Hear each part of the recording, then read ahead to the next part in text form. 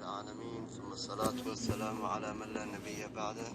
صلى الله عليه وعلى آله وصحبه وسلم أجمعين وبعد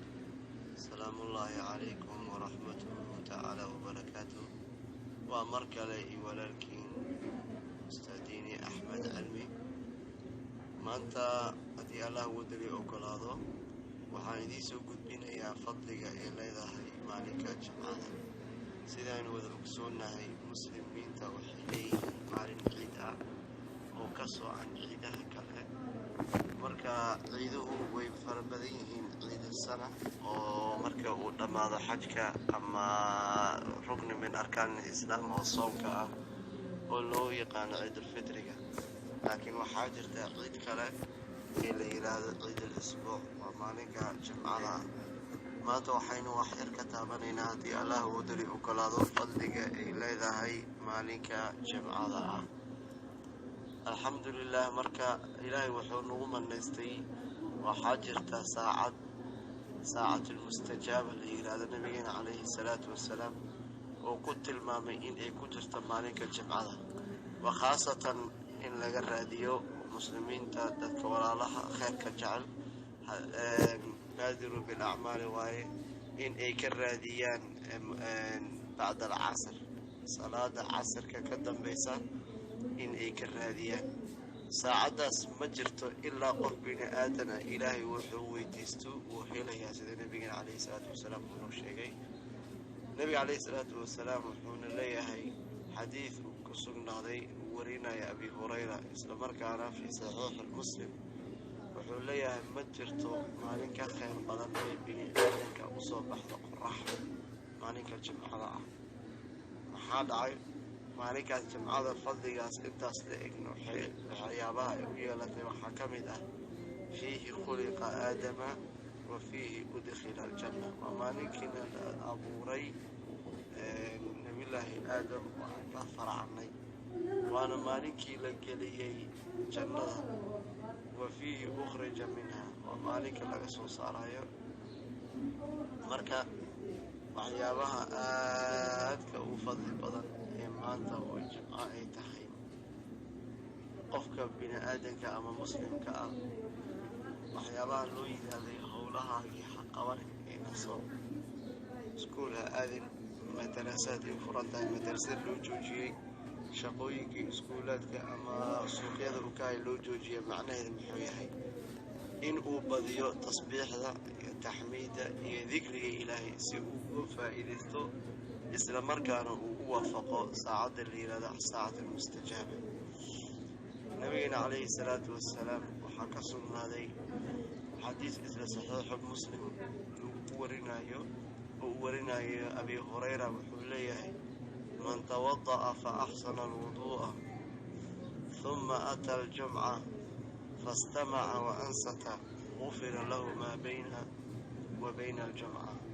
وزيادة 3 أيام قفك سوي سيستا ويسدي سنة سوق قرحية مروى بأحاديث وحان كارنا قفك ويسيستا مركي ليرادو إسلا مركانو حالو ترى ويسدى إنه قرحية marmarka qaar waxaad arkaysaa qof weysiisanayo isla markaana weysadiisu ay saxnayn marka nabiga calayhi salaatu wasalaam wuxuu leeyahay qofka soo weysaysta maalinka jimcada ah weysadiisana soo qurxiya kadibna yimaada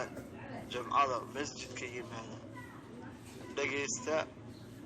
imaamka khatiibka jimcada khudbada akhrina dhageysta wa ansata iskana aamusa qofkaas shuruudaha la isku daba dhigay waxaa ka mid ah inuu soo weysaysto weysadiisana uu hagaajiyo kadib masaajidka uu soo tilaabsado isagoo tilaabadiisa aad u degan tahay dhageysta khatiibka masaajidka haddana aamusa haddii qofka khudbada dhageysanayo uu hadlo markaas nabiga calayhi salaatu wasalaam wuxuu leeyahay waman laqa falaa jumcata lahu qofkii laqwi la yimaada jumca ma laha bimacnaa ajirkii uu ka heli lahaa jumcada ma laha maxaa dhacay laqwiga waxaa ka mid ah waxyaabaha laqwiga keena qof ama cunug yar ee fadhiya ee hadlahaya haddii aad tiraahdo aamus isagoo hadlaya khudbadina ay socoto adigana waa laqweysay.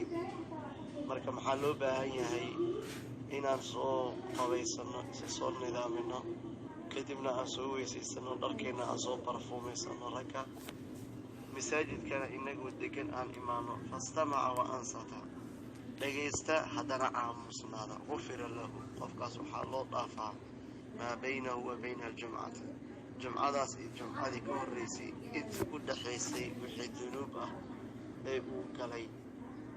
waa laga dhaafaa. wa ziyaadati 3 ayaamin, ayadoo loo sii ziyaadinayo 3 maalin. marka waxyaabaha laqwiga loo diidan yahay khudbada dhagaysigeeda in uu kaa burinayo ajirkiina aad ku weynayso. waxyaabaha kaliya kuma koobna in uu qofka uu hadlo ama qof uu yiraahdo aamus, kuma koobna kaliya. waxaa ka mid ah haddii shay aad qaado oo meel aad ka qaado, meel aad dhigto, maanta dhan kabahaaga aad qaadayso oo aad tuutuusinayso. dad waxaa jira markay imaadaan kadib meelaha wax qaado oo howlo ku jira ayagoona aamusan. nabigeena calayhi salaatu wasalaam wuxuu leeyahay isla xadiidkan abu hureyra uu warinayo, waman masa alxasaa faqad laca, qofkii ul taabta, ul meel taalla qofkii saas u taabta ama qaada, qofkaas wuu laqwiya. haddii laqwiga uu kaa dhacana macnaheedu waxaa weeye salaadii way ku jirtaa oo waa laga aqbalayaa, laakiin ujuradii ama ajirkii aadka u faraha badnaa isku imaatinka maalinka khudbada jimcada. tusaale ahaan maalmaha kaleeta ee caadiga aan tukanayno, waxaan tukanaa 4 ragca xilliga khudbada oo lagu magacaabo salaatu duhri. maxaa maanta loogu magacaabay يوم الجمعة؟ horta يوم الجمعة waa يوم العيد. جمعة بمعنى جمع الناس، dadkana ay soo kulmayaan. salaadii 4 ragca ahayd waxaa laga hormariyey khudbo oo khadiibka uu ka hadlay xaaladaha markaas muslimiinta ay ku sugan yihiin isbuucaas, si dadkii loo baraarujiyo. dadka aan is arkinna ay isku arkaan masaajidka. maalmihii kaleto ay kala mashquulsanayeen. haddii qof uu la waayo hebel aaweyna ee dhacdana qofkaas la ogaado inuu xanuunsan yahay, sidaasna ay ku imaato ziyaadatulmariid in la soo booqdo ay ajarka ay leedahay. marka isku imaatinkaas laysku yimaanayo oo haddana salaadii 4 ragca ee inta laga joojiyey 2 ragco nabigeena calayhi salaatu wasalaam loo ogolaaday maalinka khudbada jimcada 2 ragco in la tukado, maalmaha kaleetana 4 ragco. macnaheedu macnaha ku jirto waa ciid. ixtifaalkaas iyo ciiddaas dadka inay isku kalgacloodaan, waxay iska khaldanna isaga sheegaan. qofka gurigiisii wada waxaa aad u qurxan, dadka intay soo baxaan masaajidka imaanayo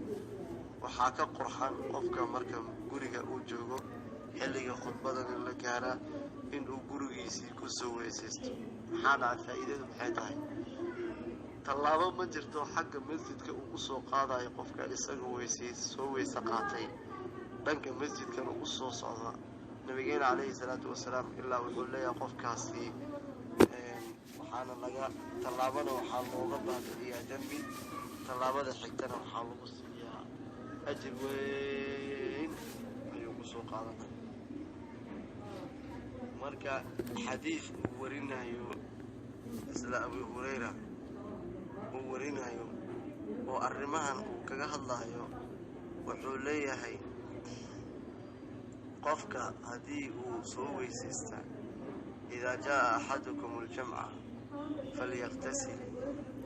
waxyaabaha kaleeto aadka loo gura maadaama dadka ay isku imaanayaan oo isku imaatin meesha ku dhacay, waxaa la doonayaa adigoo soo qabaystay oo dadka aan ku soo shiiraynin oo qurkaagu dadka uusan dhibaynin, adigoo nadiifa.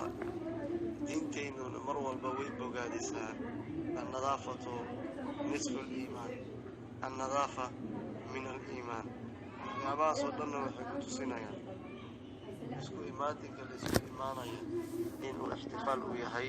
naftayda iyo tiinna waxaan ku bogaadinaynaa, ku baraajinayaa maalinka jumcada iyo fadaa'ilka iyo faa'iidada ay leedahay inaan ka faa'iidaysano, khaasatan bacda salaati alcasri oo nabiga calayhi salaatu wasalaam uu ku tilmaamay qofka weydiista wax ilaa ma weydiisto waa la siiyaa haddii uu wax ka magan galana kama magan gala ilaa wixii waa laga magan geliyaa sababto ay tahay saacadaas waxaaba lagu magacaabay saacatu lmustajaaba ay ujiiba dacwatu wax walba uu alla weydiistana waa la siiyaa wax walba uu alla ka magan galana baa laga magan geliyaa ilaahayna hanaga dhigo kuwa ka faa'iidaysta acmaasha khayrka ah